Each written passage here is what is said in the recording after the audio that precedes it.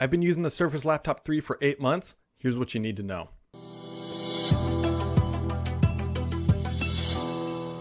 What's up, everybody? Welcome back to the channel.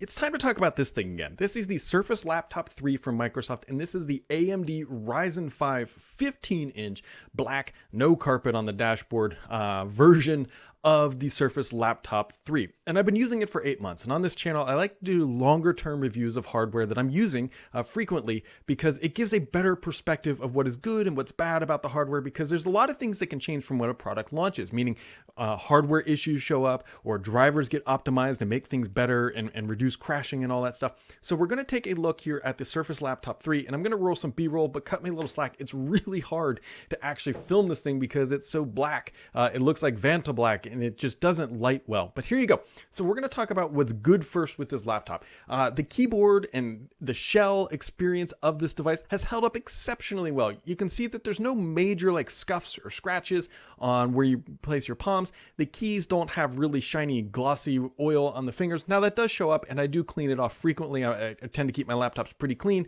but overall, the experience has been pretty good. The trackpad could be a little bit larger. There's definitely a lot of space left out there, but from a plain Jane vanilla perspective, this particular laptop has held up well. Now, you have to be fully transparent when you're doing this stuff, and Microsoft has had some screen cracking issues that are being handled under warranty. They were saying a small run of them, where it's having just some minor issues where screens were cracking, all replaced. And so overall, my experience has held up very, very well. No major issues with the audio, no major issues with the tactile of the keyboard.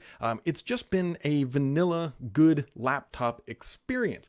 Overall, I'm quite happy with it, candidly, from that perspective. But there's a lot of things that are going on here that we really need to talk about. First off, this device is still $1,700. This is a 15-inch AMD Ryzen 5, 16 gigs of RAM, 256 gigs of storage. So it's not cheap. It's definitely a higher-end laptop model. And with a 15-inch display, it would be really, really awesome to be able to edit photos and video on here. And the performance of this device just really isn't there for that. It's a problem.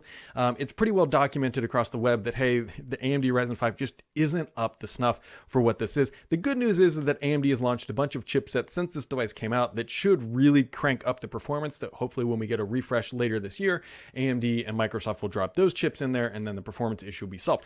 But we're talking about the Surface Laptop 3 right now, and the performance of the AMD chip is just, it's underwhelming is the best way to describe it. Unfortunately, that's not the only major problem I have with this device.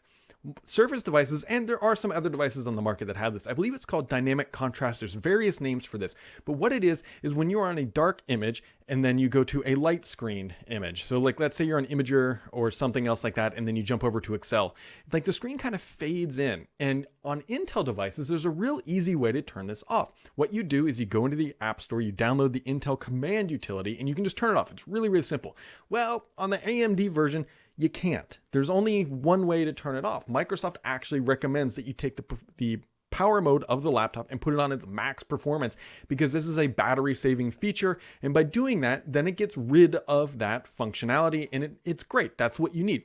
But here's the other problem. When you put this laptop into the high power mode to turn off that annoying feature, your battery life just crumbles. It crumbles down to like 4 hours. This laptop already didn't have exceptional battery life. I was getting around somewhere around like 6.5 in like the power saving modes. So you crank up the performance to get rid of that kind of dynamic effect, but then the power level, like the performance, still isn't great for photo or video editing.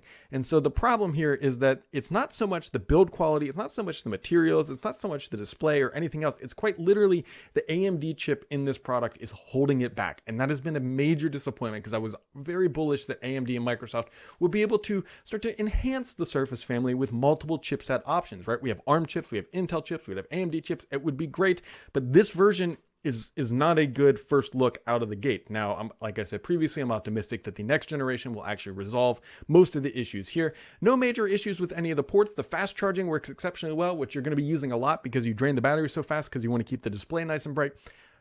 It's almost all there. Now, this is kind of where this boils down to. The bad news is I really honestly can't recommend that anyone go out and buy the AMD version of this laptop. The good news is that you can get it with an Intel chip. You've got to get the business version of this, or you can get the 13-inch with an Intel chip, no problem. But if you're going to buy this thing, if you want a Surface Laptop 3 that is of a 15-inch flavor, get the Intel iteration and you'll be much happier. I don't have one personally, but I know the chipsets that are in there, and the performance issue will be fixed, and the sizing is ideal. I really like the footprint and the size of the Surface Laptop 3 15-inch. I really like the build quality. I really like the keyboard and even the trackpad, even though it's a little bit small today's age. It's the AMD chip that is holding me back, because I feel like I'm either tethered to a wall or dealing with a brightness issue or a display issue that I can't quite resolve. So at the end of the day, I can't recommend that you go out and buy this, but it looks like the next generation should fix it. And if you want one this generation, buy the Intel and you'll certainly be happy.